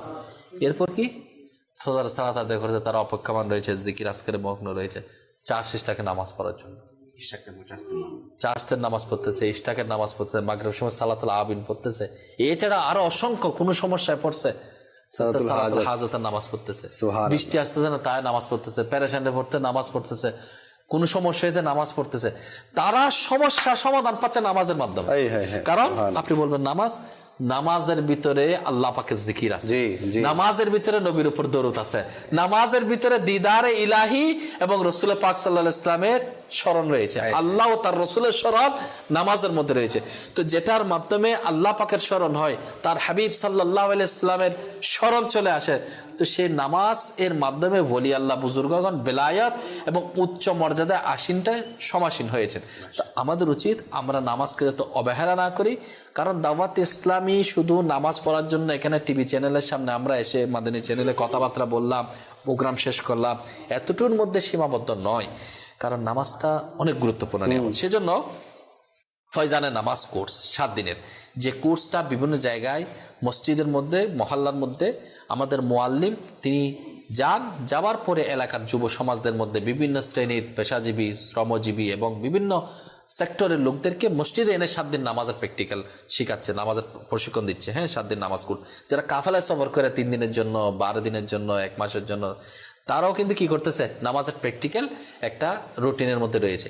এরপর যদি কেউ চায় 63 দিনের তরবিতে কোর্স করা, আমি ফরজ ইলমটা শিখবো, একজন মুসলমান হিসেবে আমার যে সমস্ত বিষয় আল্লাহ তাআলা ফরজ করেছেন আমি জানবো, তো ওই জানার মধ্যে নামাজের প্র্যাকটিক্যালটা সেখানে অন্তর্ভুক্ত করা হয়েছে। এছাড়াও দেখবেন দাওয়াত ইসলামীর অনলাইন প্ল্যাটফর্মের মধ্যেও নামাজের প্রশিক্ষণ হচ্ছে। আর এত সময় দিয়ে শুধু আর সময় সুযোগ হচ্ছে না, মসজিদে যাওয়ার গিয়ে শিকার সুযোগ হচ্ছে না, তো অনলাইন প্ল্যাটফর্মে সে পারবে। কেউ ব্যবসায়ী রোগ রয়েছে, কারবারি রোগ রয়েছে, সে চাচ্ছে আমি কিভাবে করব। তো দাওয়াত ইসলামের বিজনেস ডিপার্টমেন্টের পক্ষ থেকে আলহামদুলিল্লাহ আমিও চেষ্টা করছি, আমি বিজনেস ডিপার্টমেন্টের জিম্মাদার আছি দাওয়াত ইসলামীতে। তো বিভিন্ন জায়গায় আলহামদুলিল্লাহ অসংখ্য ব্যবসায়ী বিভিন্ন মার্কেটের মধ্যে, বিভিন্ন শপিং মলের মধ্যে, বিভিন্ন অফিসের মধ্যে আলহামদুলিল্লাহ ফয়জানে নামাজকে সেটা সামনে রমাদানুল মুবারক আসতেছে, জি 30 দিন ইতিকাফ। এই যে বললাম আপনাকে ধারাবাহিকভাবে, তাহলে ব্যবসায়ীদের জন্য নির্দিষ্ট তাদের জন্য আমরা 7 দিন রাখছি বা 12 ক্লাস রাখছি, সেটা প্রতি সপ্তাহে 30 মিনিট করে, যেখানে যেরকম সুযোগ সেভাবে। যেমন এডুকেশন ডিপার্টমেন্ট, শিক্ষার্থীরা চাচ্ছে, আপনি সেটা দেখছেন এডুকেশন ডিপার্টমেন্ট, ওদের মধ্যে আমরা নামাজ কোর্সের ব্যবস্থা করেছি। সর্বোপরি এখন যাদের সুযোগ সময় নেই, ব্যস্ততা, এটা ওটা, পেরেশানি, ইনকামের সমস্যা, বাই সমস্যা চলতে থাকবে, আপনি দুনিয়া যখন আমরা এসেছি পেরেশানি, এটা আমাদের জীবনের একটা অংশ, কিন্তু যে অফারগুলো আসে আল্লাহ তাআলার পক্ষ থেকে, যে নিয়ামতগুলো আসে সেগুলোকে লুফে নিতে বলেছেন, সেগুলোকে লুফে নিতে বলেছেন। বলছে যখন আল্লাহ পাকের তরফ থেকে কারো জন্য নিয়ামতের দরজা খুলে দেওয়া হয়, সে যেন দ্রুত প্রবেশ করে, কারণ সে জানে না কখন সেটা কি করে দেওয়া হয়, বন্ধ করে দেওয়া হয়। হাদিসে পাকের সারাংশ বলতেছে, কোন সময় বন্ধ হয়ে যাবে সে জানে না। তো রমজান সামনে আসতেছে, আমি বাঁচবো কিনা জানি না, তো নিয়ত করতে পারি রমজানে আমরা 1 মাসের ইতিকাফ। দাওয়াত ইসলামীর উদ্যোগে বাংলাদেশের বিভাগীয় শহরগুলোতে, এবং যেখানে আলহামদুলিল্লাহ আমাদের প্রতি বছর হয়, যেমন চট্টগ্রাম, কুমিল্লা, ঢাকা, সিলেট এবং রংপুর বিভাগ, সৈয়দপুরে, এসব জায়গার মধ্যে আলহামদুলিল্লাহ, এবং আরো অন্যান্য জায়গার মধ্যেও 1 মাস ব্যাপী ইতিকাফ, পুরো মাস ব্যাপী। সেখানে সেহরি ইফতারের দাওয়াত ইসলামের পক্ষ থেকে সেখানে মুহিব্বিনগণ আলহামদুলিল্লাহ সবার জন্য সেহরি ইফতারের আয়োজন করে। আপনার টাকার প্রয়োজন নেই, আপনি এসে সেখান থেকে আলহামদুলিল্লাহ আপনাদের সেহরি এবং ইফতারের ইন্তজাম আলহামদুলিল্লাহ আমরা চেষ্টা করব আপনাদেরকে করার জন্য। এটা করতে প্রতি বছরই হয় আলহামদুলিল্লাহ। আপনার কাজ হচ্ছে শুধু সময় দেওয়া। তো আমি আপনাদেরকে রিকোয়েস্ট করব, সময় দিয়ে লাভ কি? আপনারা সময় দিলে যে নামাজটা শিখতে পারবে, এই যে কোরআন শিখতে পারবে। শুধু নামাজ এটা না তো, কারো কাজা হয়েছে, সেই কাজার নামাজটা তার জানতে হবে, নামাজটা কিভাবে উমরি কাজা কিভাবে সে আদায় করবে। আচ্ছা, যারা ব্যবসা বাণিজ্যের কাজে সফর করে, সফরের মাসলা, যে যখন সফরে যাবে তার জন্য নামাজ কি হয়, কসর আদায় করতে হয়, তো কোনটা কসর আদায় করবে তাকে জানতে হবে। আচ্ছা, এটা ছাড়াও আরো অনেক বিষয় আছে, যেমন অনেকে দেখবেন নামাজ অর্ধেক নামাজ পাইছে, অর্ধেক করতে পারে নাই, এখন কোথায় থেকে শুরু করবে, কিভাবে শুরু তার জানাই নেই। শুধু নামাজ কি এটা? শুধু এটা তো একটা 5 ওয়াক্ত নামাজের বাইরে গিয়ে অনেক কিছু, জানাজার নামাজ, জানাজার নামাজ পড়তে হবে না, কিভাবে পড়ে, দোয়াইতে জানে না। আলহামদুলিল্লাহ দাওয়াত ইসলামী মূলত আল্লাহ পাকের, অর্থাৎ সাধারণ মানুষকে আল্লাহ পাকের দিকে ধাবিত করার জন্য, সুবহানাল্লাহ, আল্লাহ সুবহানাহু ওয়া তাআলার দিদার পাওয়ার জন্য। আল্লাহ তাআলার দিদার মেরাজ কিভাবে হবে? নামাজের মাধ্যমে হবে। সকল কিছুর সমাধান হচ্ছে আল্লাহ পাকের জিকির, আর আল্লাহ পাকের জিকিরের অন্যতম মাধ্যম হচ্ছে সালাত কায়াম, অর্থাৎ নামাজ আদায় করা। তো আমি আপনার মাধ্যমে মাদানী চ্যানেল দর্শক শ্রোতা সবাইকে রিকোয়েস্ট করতে পারি, অনুরোধ করতে পারি এবং দাওয়াত দিতে পারি, 1 মাস ব্যাপী ইতিকাফে আপনিও আসেন। যদি আপনি আসতে না পারেন, তাহলে আপনার সন্তান যদি বড় হয়, কিংবা নিজের ভাই, ছোট ভাই, বিভিন্ন এক্সাম শেষ হয়, পরীক্ষা তো চলতেই থাকে, একটার পর রমজান বন্ধই থাকে, অনেক সময় বন্ধ থাকে, বা অনেকবার আমি অনেক লেখাপড়া, কিন্তু মূলত লেখাপড়া তেমনটা হয়ে ওঠে না, সময় কাটে যায় ঘুমে, অলসতায়, গেমসে, এদিক সেদিকে চলে যায়। আমরা চাইলে তাদেরকে 1 মাসে ইতিকাফের মধ্যে আনতে পারি। আমি আপনাদেরকে দাওয়াত দিচ্ছি, আপনারা সেটা গ্রহণ করলে আপনাদের জন্য বরকত হবে। এবং আমি দাওয়াত দিচ্ছি কারণ আল্লাহ তাআলার প্রিয় হাবিব আলাইহিস সালাতু ওয়াস সালাম বলেছেন, তোমাদের মধ্যে সর্বোত্তম ব্যক্তিকে, অসংখ্য ব্যক্তিকে কি শ্রেণীভেদে বিভিন্ন জনকে উত্তম ব্যক্তি বলেছেন। উত্তম ব্যক্তির মধ্যে এই ক্যাটাগরির আসছে যারা সৎ কাজের আদেশ দেয়, অসৎ কাজে বাধা প্রদান করে। আপনি দেখছেন মাদানী চ্যানেল, অনেকে দেখে না, আপনি তারকে রিকোয়েস্ট করেন, ভাই অমুক আছে, তারা চলো দাওয়াত ইসলামের 1 মাসের ইতিকাফে পাঠাই, আলহামদুলিল্লাহ সওয়াব পাবে, নেকি পাবে, আল্লাহর সাথে কানেকশন হবে, রাসূল পাক সাল্লাল্লাহু আলাইহি ওয়াসাল্লামের মহব্বত মিলবে। আর আজকের আমাদের প্রোগ্রামটা সার্থক এবং আলহামদুলিল্লাহ আল্লাহর দরবারে এটা নাজাতের জন্য একটা উসিলা হয়ে যাবে। আমিরুল সুন্নাত দাওয়াত ইসলামী এজন্যই প্রতিষ্ঠা করেছে যে প্রথমত আমাদের একটা স্লোগান ছিল যে মসজিদ ভরা সংগঠন, মসজিদ ভরা সংগঠন, যাতে আমরা বেশি থেকে বেশি মুসলমানদেরকে নামাজি বানাতে পারি। তো এটা দাওয়াত ইসলামীর অন্যতম একটা স্লোগান, এটা শুরু থেকে হয়ে আসতেছে। দাওয়াত ইসলামী চেষ্টাও করতেছে যে মুসলমান যারা নামাজ পড়ে না, যারা নামাজ জানে না, তাদেরকে যাতে নামাজমুখী করা হয়। কারণ আজকে মানুষ দিন থেকে তো দূরে, কিন্তু সেই সাথে যদি দেখা যায় যে যেটা ফরজ সেটা থেকে অনেক বেশি দূরে এবং খুবই অজ্ঞ। হুজুর সেলিম ভাই কি বলবেন? জি, যেহেতু আমাদের মাশাআল্লাহ নাঈম ভাই খুব সুন্দরভাবে আলোচনা করছেন আজকের আলোচ্য বিষয় নিয়ে। দেখেন, একটা হাদিস শরীফ as-salatu mi'rajul mu'min, মিরকাতুল মাফাতিহ কিতাবের মধ্যে এই হাদিস শরীফ নকল করেছেন। এই যে নামাজ যে মুমিনের মি'রাজ, এটা কিভাবে? দেখেন, আমরা যখন কোনো আমাদের প্রধানমন্ত্রী বলেন বা কমিশনার বলেন, এই ধরনের কারো কাছে যাই, কিছু গিফট নিয়ে যাই আমরা, মানে তো গিফট নিয়ে যাবো, এটাও সুন্নত, বা কেউ গিফট দিলে এটা গ্রহণ করে, এটাও সুন্নত। তো উনি যখন চলে আসেন, তখন ওনার পক্ষ থেকে কিছু গিফট দেওয়া হয়, উনি যে এলাকার প্রতিনিধিত্ব করছেন ওই এলাকাবাসীর জন্য বা ওনার জন্য। তো যখন রাসূল করিম রউফুর রহিম সাল্লাল্লাহু আলাইহি ওয়াসাল্লাম আল্লাহ পাক রব্বুল আলামিনের দরবারে তাশরিফ নিয়ে গেলেন মেরাজের রাতে, আল্লাহ তাআলার দিদার করার জন্য, বন্ধুর সাথে সাক্ষাৎ করার জন্য অনেক কথোপকথন হয়েছে। তো আমরাও নিয়ে যাই, তখন রাসূল করিম রউফুর রহিম সাল্লাল্লাহু আলাইহি ওয়াসাল্লাম কিছু আমার আল্লাহ তাআলার দরবারে তোহফা নিয়ে গিয়েছিলেন। সুবহানাল্লাহ। তো সেই তোহফাটা যে আল্লাহ পাক রব্বুল আলামিন এবং রাসূল করিম রউফুর রহিম সাল্লাল্লাহু আলাইহি ওয়াসাল্লামের মাধ্যমে যে নামাজের মধ্যে সেটাকে স্মরণ করা হয়, অর্থাৎ মি'রাজের যেটা স্মরণ, সেটা নামাজের মাধ্যমে চলে আসবে।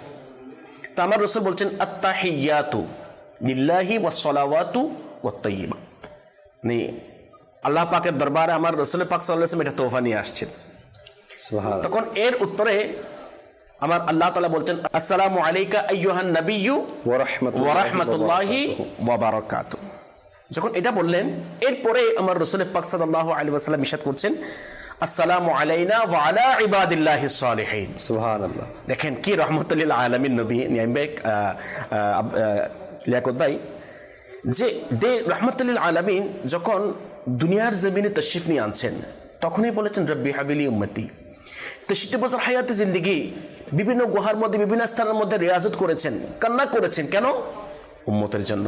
যখন চলে যাচ্ছেন তখনও কান্না করেছেন, তখনও চিন্তা করেছেন উম্মতের কথা, এখনো চিন্তা করছেন উম্মতের কথা, কিয়ামতের ময়দানেও চিন্তা করবেন উম্মতের কথা। আর যখন দুনিয়া থেকে যে দুনিয়ার যেটা রূহ, যেটা জান, যেটা বলা হয় वो जो ना थे तो कुछ ना था, वो जो ना हो तो कुछ ना हो, জানে হো জাহান কি জান হ্যায় তো জাহান। হাই। তাহলে ওই রহমতুল লিল আলামিন যখন দুনিয়া থেকে চলে গিয়েছেন, এই পৃথিবী স্তব্ধ হয়ে গিয়েছে। বেশক। এবং যেহেতু এই পৃথিবীর জানে হচ্ছে আমার রাসূল করিম সাল্লাল্লাহু আলাইহি ওয়াসাল্লাম, তো এখানে যাওয়ার পর যে উম্মতদেরকে ভুলেন নাই, তাহলে যে রাসূল পাক সাল্লাল্লাহু আলাইহি ওয়াসাল্লাম ওই আল্লাহ তাআলার পক্ষ থেকে মেরাজের রাতে যেখানে গিফট দিয়েছেন কাদের জন্য? উম্মতের জন্য। উম্মতের জন্য তোহফা দিয়েছেন কি? 5 ওয়াক্ত নামাজ। আচ্ছা, 50 ওয়াক্ত দিয়েছেন। যদি কোনো ব্যক্তি রাসূল পাক সাল্লাল্লাহু আলাইহি ওয়াসাল্লাম এর দেখানো মতে পদ্ধতিতে যদি 5 ওয়াক্ত নামাজ আদায় করে, আল্লাহ পাক রব্বুল আলামিন তাকে 50 ওয়াক্ত নামাজের সওয়াব দান করবেন। সুবহানাল্লাহ। কয় ওয়াক্ত পাঠ করলে? 5 ওয়াক্ত নামাজ আদায় করলে। আচ্ছা দেখেন, তাহলে দিয়েছেন কে? আল্লাহ তাআলা। আল্লাহ তাআলা। নিচ্ছেন কে? দিচ্ছেন রব্বুল আলামিন, আর নিচ্ছেন রাহমাতুল লিল আলামিন। কাদের জন্য? উম্মতের জন্য। উম্মতের জন্য। তো এই কারণে যে আমার রাসূল পাক সাল্লাল্লাহু আলাইহি ওয়াসাল্লাম যখন মিরাজ শরীফ থেকে আসছেন তখন উম্মতদেরকে এই আত্তাহিয়াত, তাশাহুদ এটা শিক্ষা দিচ্ছেন। এটা নামাজের মধ্যে আমরা পড়ি। তো বলছেন যখন কোনো বান্দা এই যে এই তাশাহুদ নামাজের মধ্যে পড়বে তখন এটার মাধ্যমে মেরাজের স্মরণ হবে, আর যখন এটা স্মরণ আসবে তখন এটার মাধ্যমে আমার উম্মত আমার মাওলার দিদার করবে। তাহলে নামাজ হচ্ছে আমার মাওলার দিদার করার একটি উত্তম মাধ্যম। আচ্ছা, কোনো বান্দা দুনিয়ার মধ্যে এই চোখে আল্লাহ তাআলা দিদার করতে পারবে না, তবে হ্যাঁ যারা স্বপ্নে যুগে দিদার করা সম্ভব। যেমন আমাদের ইমাম আজম আবু হানিফা রাহমাতুল্লাহি তাআলা আলাইহি স্বপ্ন যুগে আমার আল্লাহ তাআলার দিদার করেছেন। ইমাম আহমদ ইবনে হাম্বল রাহমাতুল্লাহি তাআলা আলাইহির ব্যাপারে আসছে, উনি 100 বার মাওলার কি করেছেন? দিদার করেছেন। তাহলে আমরাও যদি চাই আমার মাওলার দিদার করার জন্য, তাহলে উত্তম মাধ্যম হচ্ছে 5 ওয়াক্ত নামাজকে নিজের জন্য আবশ্যক করে নেওয়া। এমনিতে তো আবশ্যক, কিন্তু আজকে আমরা অলসতার কারণে, অবহেলার কারণে আমরা কি করছি? নামাজ আদায় করছি না। যেমন গিফট আরো কিছু দিয়েছেন, যেমন কিতাবের মধ্যে আসছে সূরা বাকারার শেষ 3 আয়াত, যে এটা রাসূল করিম রাউফুর রহিম সাল্লাল্লাহু আলাইহি ওয়াসাল্লাম তওবা শরীফ দিয়েছেন আল্লাহ তাআলা, 5 ওয়াক্ত নামাজ দিয়েছেন। এবং এর পাশাপাশি যে শিরক এবং কুফর থেকে যারা বেঁচে থাকবে ওই সমস্ত উম্মতদেরকে ক্ষমা সুসংবাদ দিয়েছেন। সুবহানাল্লাহ। যারা শিরক এবং কুফর থেকে কি থাকবে? বেঁচে থাকবে। তখন ওই মুহূর্তে জিবরিল আমিন আলাইহিস সালাতু ওয়াস সালাম কিন্তু আমাদেরকে বলেন নাই। আমার নাইম ভাই বলেছেন মুসা কালিমুল্লাহ আলাইহিস সালাতু ওয়াস সালাম আমার নবীর উম্মত হওয়ার কারণে আমাদেরকে মহব্বত করে যেন আমাদের কষ্ট হয়ে না যায় উনি জানেন। কিতাবের মধ্যে আসছে বনী ইসরাঈলদেরকে 2 ওয়াক্ত নামাজ কি দেওয়া হয়েছিল? ফরজ করা হয়েছিল। উনি বলছেন যেখানে 2 ওয়াক্ত তারা পড়তো না, তাহলে 5 ওয়াক্ত কিভাবে পড়বে? 5 ওয়াক্ত কিভাবে পড়বে? 50 ওয়াক্ত কিভাবে পড়বে? তাহলে আমাদের প্রতি সহানুভূতি দেখিয়ে, আমাদেরকে মহব্বত দেখিয়ে যে 50 ওয়াক্ত নামাজকে 5 ওয়াক্ত করেছেন। আচ্ছা, তাহলে যে ওই জিবরিল আমিন আলাইহিস সালাতু ওয়াস সালাম যখন মেরাজের রাতের সফর, যেটা সিদরাতুল মুনতাহা পর্যন্ত শেষ, ইয়া রাসূলুল্লাহ আমার যাওয়া পক্ষে সম্ভব নয়, যদি যাই তাহলে আমার যে এই যে নুরানি পাখাগুলি রয়েছে সমস্ত পাখা জ্বলে ছারখার হয়ে যাবে, আমার অস্তিত্ব থাকবে না, আমি জ্বলে ছাই যাবো। তাহলে যেখানে জিবরিল আমিন আলাইহিস সালাতু ওয়াস সালামের শেষ, সেখানে আমার রাহমাতুল লিল আলামিনের শুরু। সুবহানাল্লাহ। কেউ ছিল না। আচ্ছা, তাহলে ওই জিবরিল আমিন আলাইহিস সালাতু ওয়াস সালাম সিদরাতুল মুনতাহায় যাওয়ার সময় আমার রাসূল পাক সাল্লাল্লাহু আলাইহি ওয়াসাল্লামকে একটা আবদার করেছিলেন। একটা কি করেছিলেন? আবদার পেশ করেছিলেন। তখন আমার আল্লাহ তাআলা যে কথোপকথন হয়েছে বলছেন আইনা হাজাতুন জিবরাইল, অর্থাৎ ইয়া রাসূলুল্লাহ সাল্লাল্লাহু আলাইহি ওয়াসাল্লাম জিবরিল আমিন আলাইহিস সালাতু ওয়াস সালামের চাহিদা কথা বলুন, যেটা সিদরাতুল মুনতাহার মধ্যে আপনাকে বলেছিলাম। তখন তখন প্রিয় নবী সাল্লাল্লাহু আলাইহি ওয়াসাল্লাম ইরশাদ করতেন, হে দয়ালু আল্লাহ, তুমি তা ভালোভাবে জানো। তখন আল্লাহ পাক ইরশাদ করলেন, হে মেহবুব, আমি জিবরাইলের আবেদন কবুল করলাম, তাকে ফুলসিরাত আপনার উম্মতের জন্য ডানা বিছানোর অনুমতি দেওয়া হবে, কিন্তু মনে রাখবেন আপনার উম্মতের মধ্যে ওই অনুগ্রহই তাদের ব্যাপারে কবুল করা হবে যে আপনাকে ভালোবাসবে এবং আপনার আনুগত্য করবে। তাহলে এখান থেকে যেটা আমাদের জন্য একটা মেসেজ, জিবরিল আমিন আলাইহিস সালাতু ওয়াস সালাম তার নুরানি পাখা বিছিয়ে পুলসিরাত পার করাবেন কাকে? যে আমার নবীকে মহব্বত করবে, যে আমার রাসূল পাক সাল্লাল্লাহু আলাইহি ওয়াসাল্লামের অনুসরণ করবে।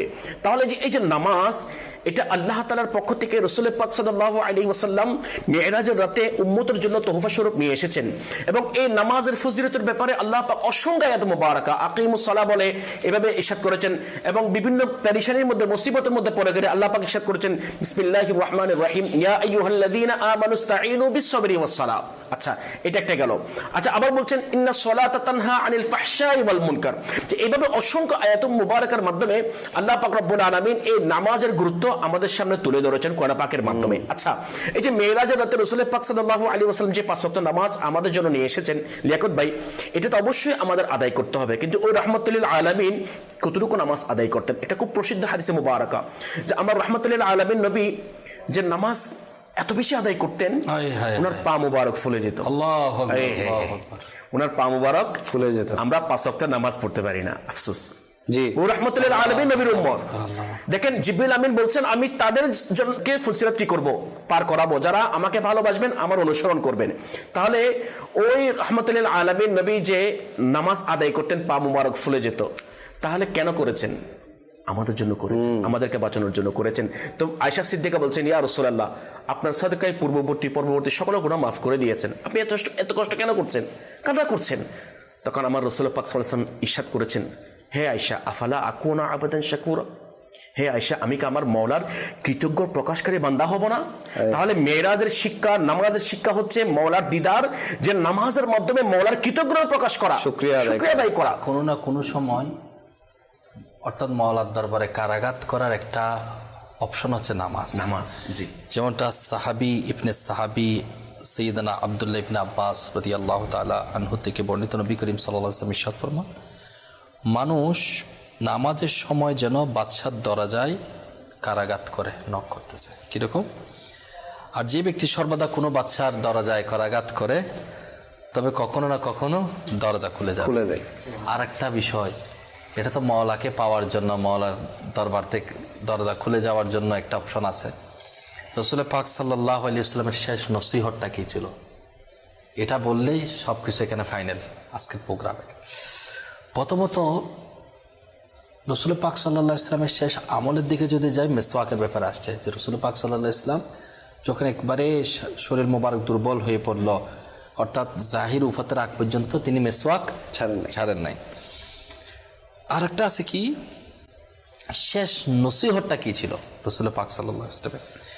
উম্মুল মুমিনিন হযরতে সাইয়েদানা উম্মে সালমা রাদিয়াল্লাহু তাআলা আনহা বর্ণনা করেন, নবী করিম সাল্লাল্লাহু আলাইহি ওয়াসাল্লাম যখন ইনার জাহিরি উফাতের যে রোগ, যে মানে যেটার মাধ্যমে রাসূল পাক সাল্লাল্লাহু আলাইহি ওয়াসাল্লাম দুনিয়া থেকে বিদায় নেবেন, জাহিরি উফাত হবেন, ইরশাদ করতেন সেই সময় যে নিয়মিত নামাজ আদায় করতে থাকো এবং নিজের গোলামদের প্রতি খেয়াল রাখো। শেষ নসিহতটা নামাজের প্রতি খেয়াল রাখা এবং অধীনস্থদের ব্যাপারে খেয়াল রাখা। এবং হযরতে আল্লামা মুফতি আহমদ ইয়ারকান নাইমি রাহমাতুল্লাহ আলাইহি ওই হাদিসে পাকের আলোকে বলেন, নিয়মিত নামাজ পড়ো, মৃত্যুর আগ পর্যন্ত সেটা ছাড়ো না। নামাজ নিয়মিত পড়া মানে কি, যতক্ষণ মত হবে না ততক্ষণ নামাজ ছাড়া যাবে না। এবং এটাও জানা গেল নবী করিম সাল্লাল্লাহু আলাইহি ওয়াসাল্লামের শেষ নসিহত, স্পেশাল নসিহত এটাই, সৌভাগ্যবান হচ্ছে ওই সব উম্মত যে রাসূল পাক সাল্লাল্লাহু আলাইহি ওয়াসাল্লামের নসিহতকে কঠোরভাবে পালন করে এবং আল্লাহ পাক রব্বুল আলামিন যাদেরকে তৌফিক দিয়েছেন। সুবহানাল্লাহ, সুবহানাল্লাহ। এবং মাশাআল্লাহ এই কিতাবটা ফয়জানে নামাজ আমির আহলে সুন্নাত ইলিয়াস আত্তার কাদরি সাহেবের লিখিত কিতাব। এটা জামাত সহকারে নামাজ আদায়কারীর ফজিলত, বিনয় ও একাগ্রতা সহকারে নামাজ আদায় করলে কি ফজিলত, যারা নামাজ আদায় করে না তো এদের শাস্তি কি, এবং বিশেষ করে 86টা ঘটনা আছে যেগুলা নামাজ আদায়কারীদের বিভিন্ন ঘটনা। তো এটা চাইলে মাকতাবাতুল মদিনা থেকে এটা ডাউনলোড করতে পারবে। জি, এছাড়া নামাজ শিখতে চায় তাহলে নামাজের আহকাম আছে, নামাজের আহকাম আছে, ইসলামী ভাইদের আলাদা, ইসলামী বোনদের আলাদা, মাশাআল্লাহ এগুলো সংগ্রহ করতে পারবে। মাশাআল্লাহ। আমাদের আসলে প্রোগ্রামের সময়ও শেষ হয়ে গেছে। তো আজকের যে বিষয়, সেই বিষয়ের একেবারে ফুল অ্যান্ড ফাইনাল পয়েন্ট হচ্ছে যে আমরা যাতে নামাজি হয়ে যাই, আমরা যাতে সবাই নামাজি হয়ে যাই, এবং যদি নামাজ না জানি নামাজ শিখি। দাওয়াত ইসলামী ওয়েলকাম জানাচ্ছে যে নামাজ আমরা যাতে শিখি আর পরিপূর্ণ শিখে এরপর যাতে আমরা আদায় করি। দেখা যাবে যে একটা স্টেজ পর্যন্ত চলে গেলাম, একটা বছর পার করলাম, নামাজ পড়তেছি, কিন্তু একটা সময় গিয়ে যখন আমি শিখবো তখন দেখা যাবে যে আমার পূর্ববর্তী